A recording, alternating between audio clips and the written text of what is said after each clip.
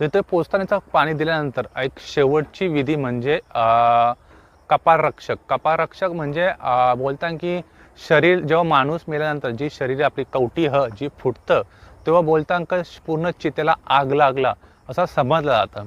पण आता सध्या कोणाकडे एवढा वेळ नाही आहे, त्यामुळे जी कवटी फुटेपर्यंत कोण ते चितेपर्यंत थांबणं आहे.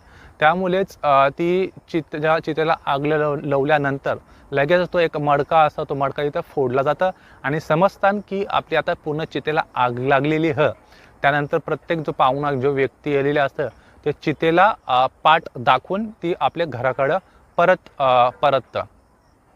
त्यानंतर कोण एखादा व्यक्ती येतं जो ते चितेचा पूर्ण चिता जलेपर्यंत त्याच्याकडे बघतं, म्हणजे पूर्ण शरीर योग्य रीतीने जलले की न जलले ते नंतर दुसरा व्यक्ती बघत असतं.